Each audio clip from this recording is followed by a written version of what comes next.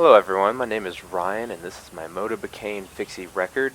I purchased it from Bikes Direct for about $320, which included the shipping. I purchased this over the Kilo TT that's really popular online because it's 80 bucks cheaper and the frame is aluminum, which I'm actually a fan of. Speaking of the frame, it has a nice simple geometry to it. I find it pretty comfortable, and even though it's aluminum, I don't find myself having to get off the seat when I go over a nasty bump or pothole.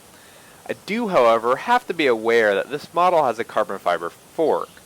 The whole bike was manufactured in China, so I don't really want to test the durability of that carbon fiber too often.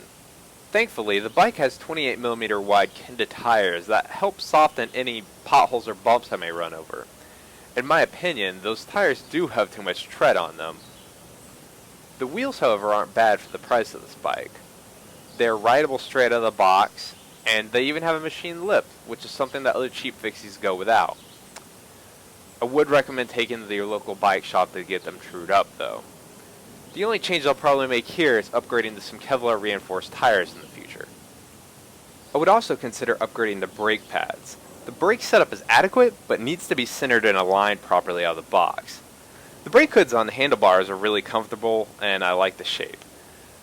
But the handlebars are angled a little tighter than the normal curved drop bars. They're not a complete C shape and more angular.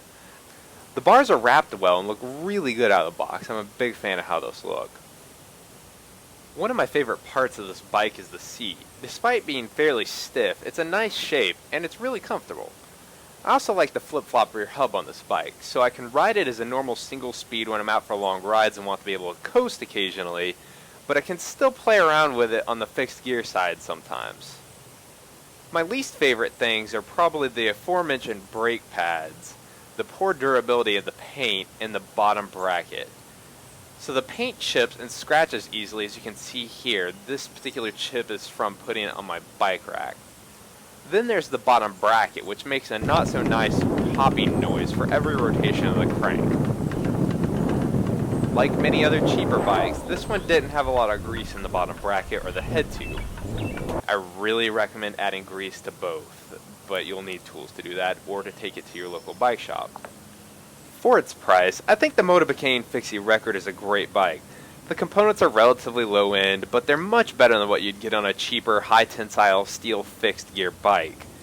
If you want a decent single speed or fixed gear bike, but can't afford the splurge $400 or $500 for some of the higher end ones, this is a great option that I highly recommend. If you have a Motobecane Fixie Record, or its brother, the Cafe Record, which is the flat bar bike version of this, let me know what you think of it in the comments. Also, if you like this review of the bike, hit the subscribe button so you can keep up with my other two-wheeled adventures that I'll be going on. Thanks.